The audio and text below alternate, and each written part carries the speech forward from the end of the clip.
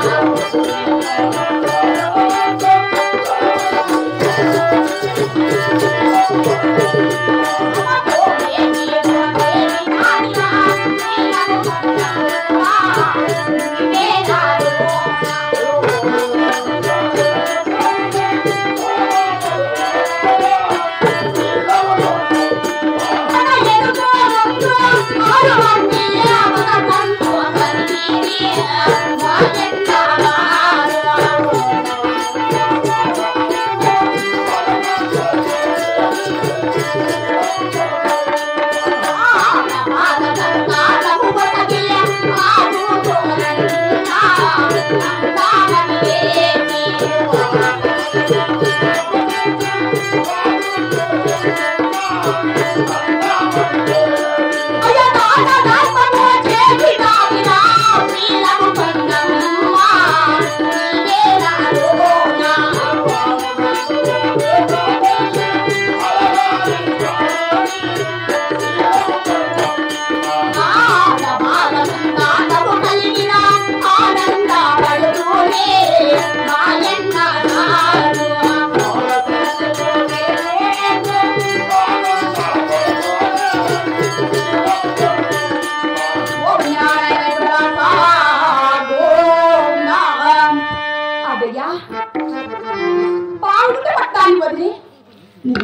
నీకు క్షేత్రానికి వచ్చాను కదయ్యా.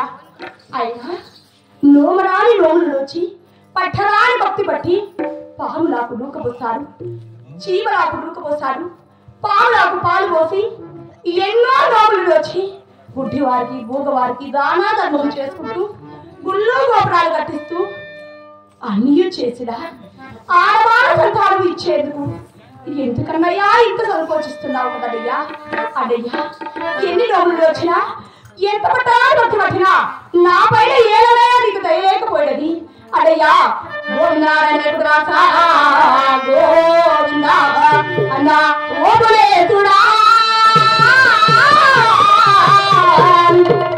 శ్రీనివాసుడా సారావేవయ్యా ఓ శ్రీనివాస నీతిని పారావేవయ్యా ఓపులేసుడా శ్రీనివాసుడా పారావేవయ్యా ఓ శ్రీనివాస నీతిని పారావేవయ్యా ఓపులేసుడా